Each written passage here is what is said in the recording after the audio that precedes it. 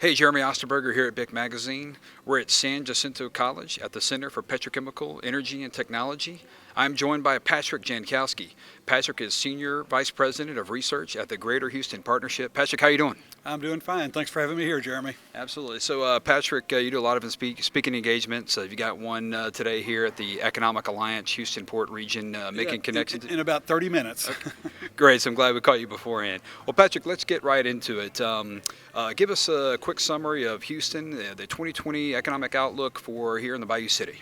Houston's economy was doing okay. It wasn't doing great. There are three legs to the economy: global trade, U.S.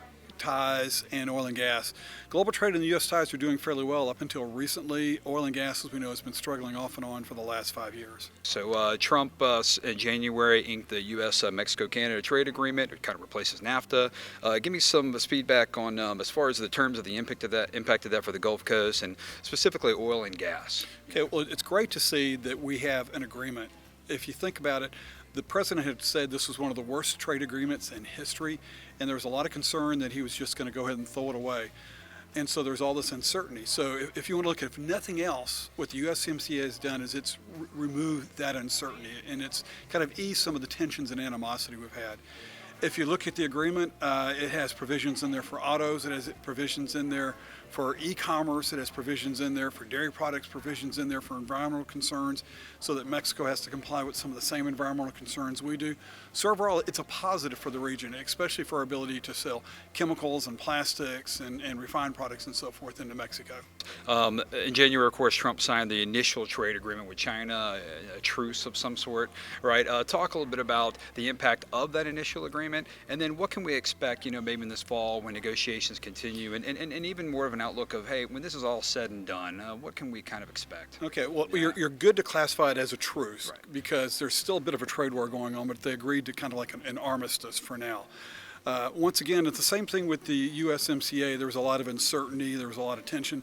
If you simply take that at its face, we don't have the same level of tension that we used to have.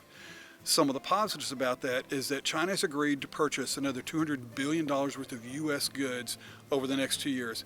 And in that, they agreed to purchase more than $50 billion worth of energy products. That would be the refined goods, that would be crude, that would be plastics and so forth, also some industrial equipment.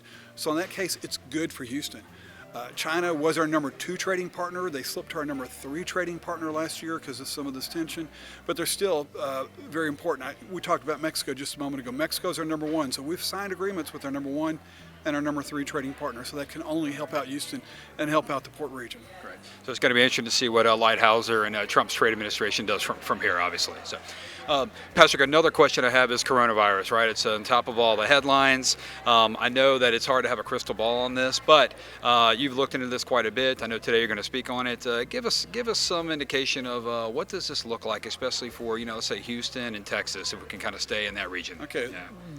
The real issue right now is the uncertainty. People are out trying to model and figure out what the impact's going to be, but we don't know how far it's going to reach into the community. We don't know the full impact on the economy. So that's something we'll have to see. But if you think about it, one of the biggest impacts of something like this is people are going to distance themselves. They're going to try to avoid going out in public spaces and so forth. So any part of the economy which relies on face-to-face interaction, those face-to-face transactions will be impacted. You can go down and you can look at it. Construction, they talk about being able to work from home. Construction workers can't work from home. The lack of materials coming in from China is starting to affect some of the construction industries. You're going to see fewer people in restaurants. You're going to see fewer people at sporting events and so forth. The hope is that what China did was bought us some time, some ability to see what's happening, and so we'd be better prepared for it. I'm not an epidemiologist. I'm not a healthcare professional. I don't think this will be as severe as a typical flu outbreak. But what happened is it's gotten everybody very concerned and very paranoid, and that's what's going to have the biggest impact on the economy, is this removing ourselves from the public sphere to try to avoid catching it.